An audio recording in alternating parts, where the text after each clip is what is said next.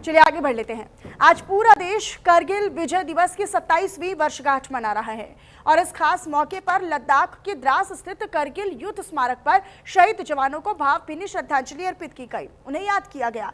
रक्षा मंत्री राजनाथ सिंह ने भी वीर सपूतों को नमन करते हुए उनके अदम्य साहस और उनके सर्वोच्च बलिदान को याद किया। देश भर में शहीदों की स्मृति में विभिन्न कार्यक्रमों का आयोजन किया गया है। आइए दिखाते हैं आपको करगिल दिवस के खास मौके पर हमारी संवाददाता सुरभि तिवारी की खास रिपोर्ट।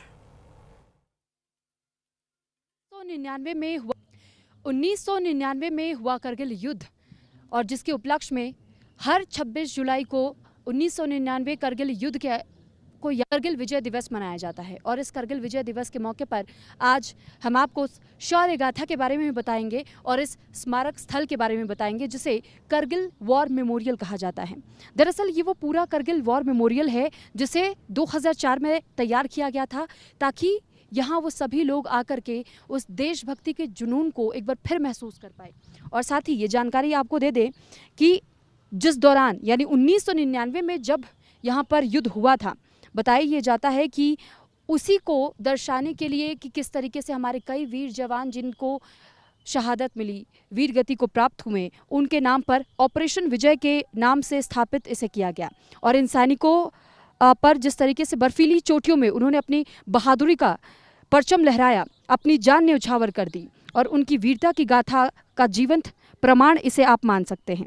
पाकिस्तान के साथ लगभग 3 महीने तक चले संघर्ष के दौरान भारतीय सैनिकों की ओर से बर्फ से ढकी हुई चोटियां यहाँ पर थी और जिस दौरान ये लड़ाई लड़ी गई थी उस वक्त आप सोचिए कि उस वक्त भी हमारे जवानों ने पूरे अदम्य साहस का परिचय दिया था और इनमें सैकड़ों सैनिकों ने देश की सेवा में सर्वोच्च बलिदान दिया। लेकिन उनकी बहादुरी की कहानियां द्रास में स्थापित इसी युद्ध स्मारक से आप जान और समझ पाएंगे, क्योंकि यहाँ पर ऑपरेशन सफ़ेद सागर का भी जिक्र मिलता है और यहाँ तक ब्रेव हार्ट्स के बारे में बताया भी गया है। क्योंकि आप जब इस तरफ आएंगे तो मैं आपको ये कुछ तस्वीर भी दिखाना चाहूँगी। यहाँ देखिए, ये सफ़ेद सागर के बारे में पूरी ब्रीफिंग दी गई है। यहाँ ये बताया गया है कि कौन उस वक्त स्क्वाड्रन लीडर हुआ करते थे। स्क्वाड्रन लीडर का नाम भी बाकायदा यहाँ लिखा गया है, अजय आहूजा। इंडियन एयरफोर्स के वो उस वक्त कमांडिंग ऑफिसर थे, वो स्क्वाड्रन लीडर थे। और इसी के साथ में इन्होंने बटालिक सेक्टर में किस तरीके से करगिल युद्ध के दौरान में अपनी अहम भूमिका निभाई थी। इसके साथ यहाँ पर और भी कुछ नाम हैं। स्क्वाड्रन लीडर राजीव पुंडीर, यहाँ फ्लाइट लेफ्टिनेंट सुब्रमण्यम आप जी का भी मैं नाम यहाँ देख पा रही हूँ। यहाँ तक यहाँ और कुछ नाम और उनके बारे में ये पूरी ब्रीफिंग दी गई है। तो फिलहाल ये तस्वीर वो दर्शाती है कि जब आप यहाँ स्मारक में पहुँचेंगे तो आपको बहुत सारी जानकारियाँ मिलेंगी और आप उस इमोशन से कनेक्ट कर पाएंगे कि किस तरीके से हमारे वीर जवानों ने उस युद्ध को लड़ा था पाकिस्तान के खिलाफ। पाकिस्तान जिस तरीके से उसने हमारे साथ एक विश्वासघात किया था, धोखा दिया था, क्योंकि अघोषित यह ऐलान तो हुआ था, दोनों देशों के बीच में समझौता हुआ था कि जब बहुत ज़्यादा बर्फ़ हो जाएगी, टेम्परेचर माइनस में जाएगा तो दोनों देशों के सैनिक अपनी अपनी ऊंचाइयों पर बने हुए पोस्ट को छोड़कर नीचे आ जाएंगे। भारतीय सैनिकों की ओर से तो ये कर दिया गया, लेकिन पाकिस्तानी सैनिकों ने ऐसा नहीं किया और उन्होंने धोखा दिया। और जिसके बाद 3 मई को जब पहली बार ये जानकारी मिली कि वहाँ चोटी पर कुछ और भी लोग मौजूद हैं, उसके बाद से यहाँ पेट्रोलिंग बढ़ाई गई। पेट्रोलिंग के बाद जब ये पता चला कि पेट्रोलिंग की टीमें लौट कर वापस नहीं आ पा रही है क्योंकि उनकी जान को खतरा बन चुका था, दुश्मनों की ओर से गोलीबारी कर दी गई थी और कुछ स्थानीय लोगों को भी निशाना बनाया जा रहा था। फिर हवाई पेट्रोलिंग की गई और उसके बाद पुख्ता सबूत मिलने के बाद यहाँ कई सेना की टुकड़ियों को तैनात किया गया और फिर उस करगिल युद्ध के गवाह हम सभी रहे। उस करगिल युद्ध को हमने देखा जब ऑपरेशन बदर चलाया गया था पाकिस्तान की ओर से, लेकिन उसके बदले में ऑपरेशन विजय नाम दिया गया इंडियन आर्मी की ओर से और उसे बखूबी पूरा भी किया गया और सफलता इसमें हासिल की गई।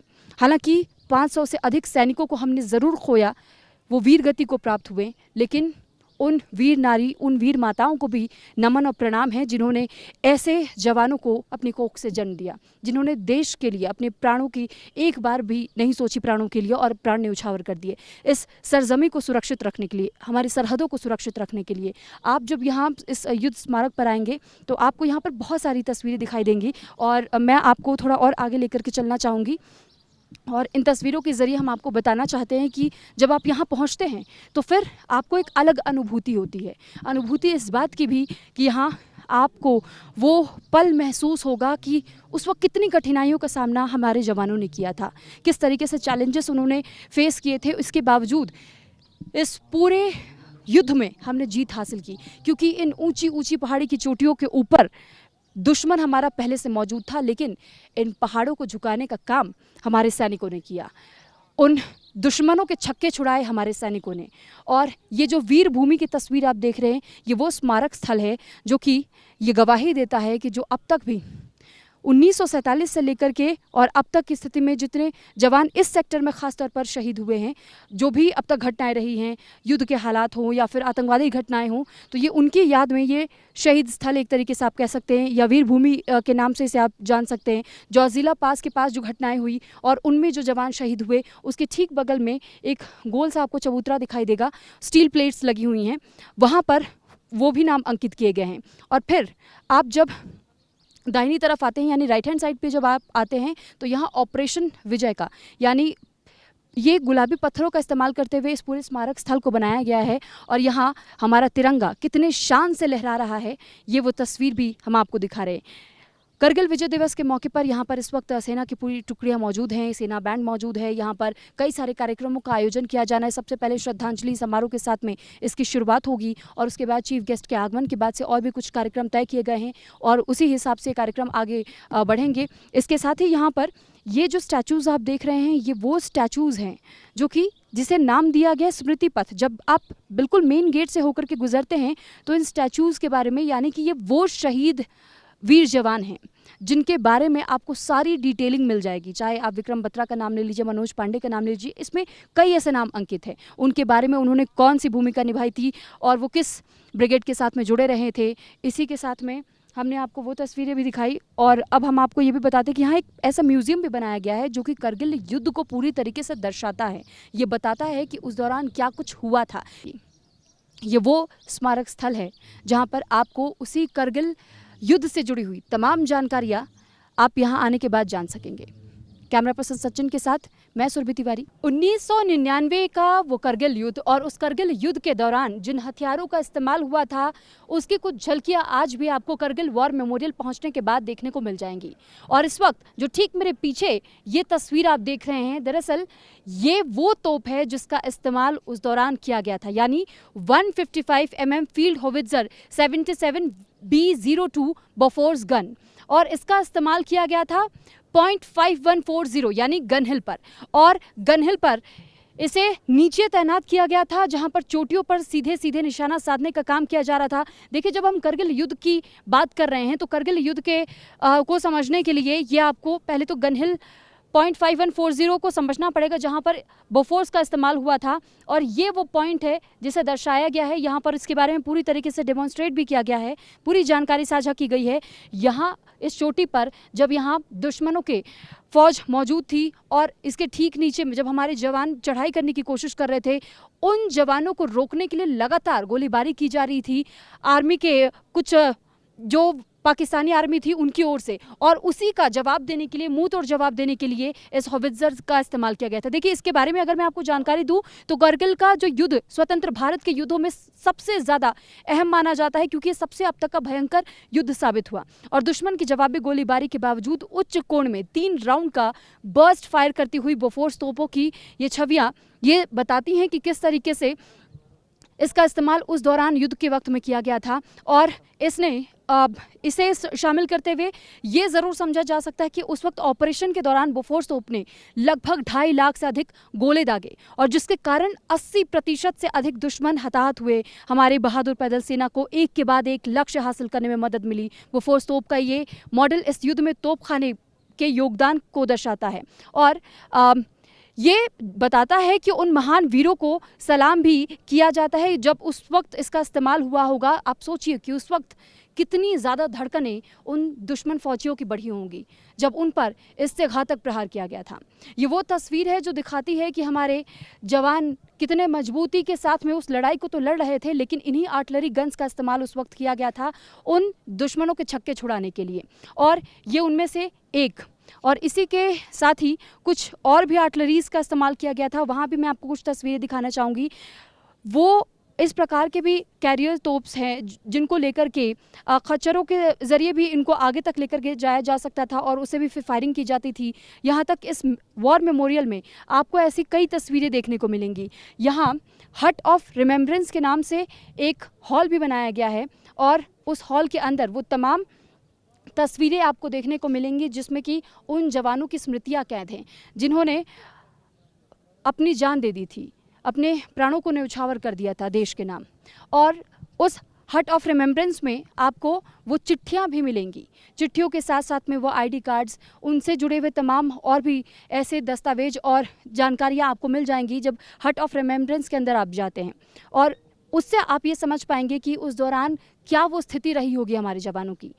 और यही वो वजह है जिस वजह से इस वक्त हम आपको इन तस्वीरों के ज़रिए भी दिखाने और समझाने की कोशिश करें। और यहाँ से जब इसी वॉर मेमोरियल में थोड़ा और आगे बढ़ेंगे तो हम आपको वहाँ भी लेकर चलेंगे और दिखाएंगे कि जो बंकर्स पाकिस्तानी सेनाओं की ओर से वहाँ तैनात की गई थी चोटियों पर, वो कितनी मजबूत थी। और वहाँ उसको उखाड़ करके जीत जब हासिल की थी भारतीय जवानों ने तो उसे वो लेकर के यहाँ चले आए थे और उसके बाद से उसे रिस्ट्रक्चर करते हुए यहाँ स्टोर किया गया ताकि जो भी यहाँ जब यात्रा करने के लिए आए, जब यहाँ घूमने के लिए आए, टहलने के लिए आए, दर्शक यहाँ पहुँचे तो उन्हें भी ये अंदाज़ा लगे, उन्हें भी ये पता चल पाए कि उस वक्त हमारे जवानों ने किनके साथ लोहा लिया और उसके बाद उन्होंने अपने उस अदम्य साहस का परिचय दिया।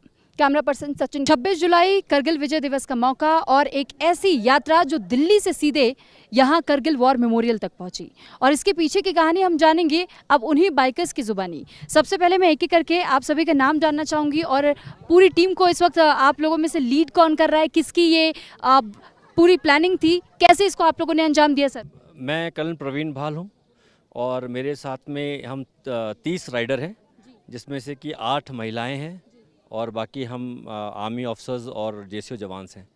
और मेरे साथ में ये कर्नल राठी हैं एंड कर्नल विशाल और ऐसे ही हमारे जो टीम लीडर के सीनियर हैं वो मेजर जनरल राहुल जैन हैं और मैं इस राइड का चीफ कोऑर्डिनेटर हूँ।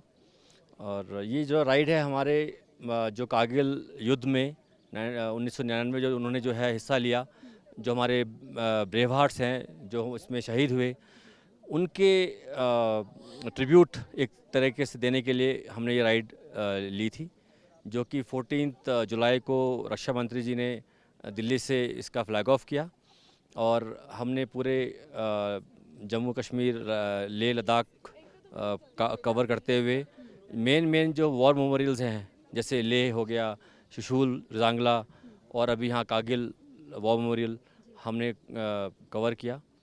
ये राइड जो है नेशनल वॉर मेमोरियल दिल्ली से स्टार्ट हुई थी।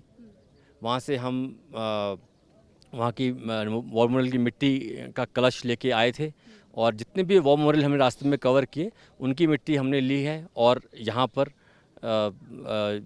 रक्षा मंत्री जी को दिया था, कलश जो भेंट किया उन्होंने। यही था हमारा।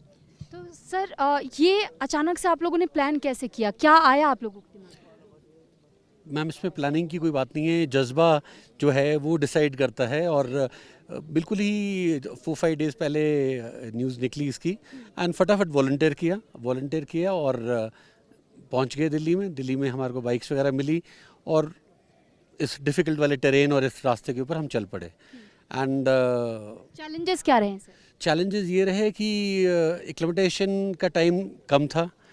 टांडी में हम 1 दिन रुके। 3rd स्टेज जैसे अगर आपको आइडिया हो एक्लिमेटाइजेशन, 1st स्टेज में आपको 3-4 दिन चाहिए होते हैं, 2nd स्टेज में 3-4 दिन चाहिए होते हैं जिससे कि बॉडी एडजस्ट कर पाए। और हमने 2 दिन का टाइम लिया और उसके बाद स्ट्रेट अवे मूव कर गए। एंड बीच में न्योमा वगैरह में अभी आपने सुना भी होगा 3 दिन से वेदर पूरा पैकअप था, रोड बिल्कुल रेड था। तो उस रेड में बारिश के अंदर चांगला के ऊपर से जा रहे हैं, आप इमेजिन कर सकते हैं कि अगर आप वाइज़र बंद करेंगे तो आपको दिखेगा नहीं और अगर आप वाइज़र खोलेंगे तो वो थपेड़ जो है बर्फ़ की वो आपकी आंखों पे पड़ेगी। तो जज्बा ही है जो इस तरीके का करवा पाया हमारे से और जो फीलिंग है देश के लिए, तो वो पैशन जो है। दोनों सेम कोर्स के हैं और हमारे ही कोर्स के कैप्टन अमोल कालिया जो 12 जैकलाई रेजिमेंट के थे वो इस कारगिल युद्ध में शहीद हुए थे और ये हमारा एक पर्सनल एक रिश्ता है इस युद्ध से हमारे कोर्समेट के थ्रू। सर, क्योंकि करगिल युद्ध की जब हम बात करते हैं और जवानों के हौसले की जब हम बात करते हैं, यहाँ तक मैं ये भी देख पा रही हूँ कि आप लोगों ने भी उस टीम को जब तैयार किया तो उसमें कई जवान शामिल है। तो इस टीम को किस तरीके से तैयार किया था? उसके पीछे भी कुछ ऐसा माइंडसेट था कि हमें जवानों की एक टीम खड़ी करनी है और उसके बाद हम इस यात्रा को शुरू करेंगे? मैम, जवान और ऑफिसर हम सब मिलके फ़ौज बनाते हैं। उनके बिना हम नहीं, हमारे बिना वो नहीं, और हम सब के भी देश के लिए सब ज़रूरी है। इसी जज्बे के साथ जो कुछ हम सहते हुआ है, वो जो हमारे शहीदों ने सहा, उसके मुकाबले कुछ नहीं है। सिर्फ यही चीज़ है जिसने हमें कायम रखा कि यहाँ तक पहुँच पाएँ ठीक ठाक। जी सर, मैसेज क्या है आपका इस यात्रा के ज़रिए हमारे युवाओं के लिए? देश सबसे ऊपर है। सर, आप कुछ? युवा जो है हमारे देश का फ्यूचर है, और हम लोग जितने भी इस राइड में हमने जितना भी एरिया कवर किया, रास्ते में हमें बहुत लोग मिले, हम लोग हमारा उत्साह बढ़ाते हुए, एंड आई एम श्योर हमारे राइड से भी उनका भी उत्साह बढ़ा होगा। और युवा को इस तरह की राइड जो है जोड़ती है और एक उनको मोटिवेट करती है, फ़ौज की तरफ भी एक रुझान उनका बढ़ता है, और हमारा उम्मीद है कि फ्यूचर में वो इस देश के लिए जिस भी फॉर्म में हो, चाहे सिविल में हो या फ़ौज में हो, वो अपना योगदान देंगे। देश के नाम? दो ही शब्दों में मैं यंगस्टर्स के लिए बोलना पाऊंगा कि जिंदा दिल रहें और देश के लिए जज्बा बनाए रखें। जय हिंद। जय हिंद सर। तो फिलहाल आपने सुना कि कैसे इस शौर्य यात्रा के जरिए देश के उन तमाम नागरिकों तक भी ये संदेश पहुंचाने की कोशिश है कि उस देशभक्ति के जोश को और उस जज्बे को हमेशा अपने दिल में सबसे पहली प्राथमिकता दी जाए और उसी के साथ में आगे बढ़ा जाए।